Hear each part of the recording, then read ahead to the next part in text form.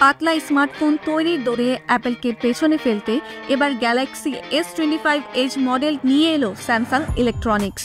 এই ফোনে রয়েছে 6.7 ইঞ্চি স্ক্রিন এবং পুরুত্ব মাত্র 5.8 মিলিমিটার। ফোনটি যতই পাতলা হোক, পারফরমেন্সে যাতে কোনো কমতি না থাকে সেজন্য এতে ব্যবহার করা হয়েছে শক্তিশালী কোয়ালকম স্ন্যাপড্রাগন 8 এলাইট চিপসেট, যা 3 ন্যানোমিটার। সর্বশেষ এআই ফিচারযুক্ত ফোনটি অ্যাপল ও চীনা ফোনগুলোকে টেক্কা দিতে সক্ষম।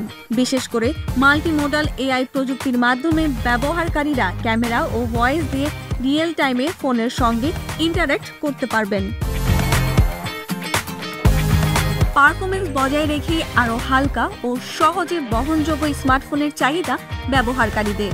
সেই চাহিদার কথা ভেবেই ফোনের সার্কিট বোর্ড ও থার্মাল সিস্টেমের কাঠামোগত পরিবর্তন এনে ডিভাইসটি পাতলা করা হয়েছে। বিশ্লেষকরা বলছেন, আইফোন 17 বাজারে আসার আগেই ফোনটি এনে প্রতিযোগিতায় এগিয়ে থাকতে কৌশল অবলম্বন করেছে স্যামসাং। কাউন্টার পয়েন্টের এক গবেষণা বলছে, 2025 সালের প্রথম প্রান্তিক বিশ্ববাজারে স্মার্টফোন বিক্রিতে স্যামসাং 20% বাজার দখল করে শীর্ষে উঠে এসেছে, যেখানে অ্যাপল ছিল 19%।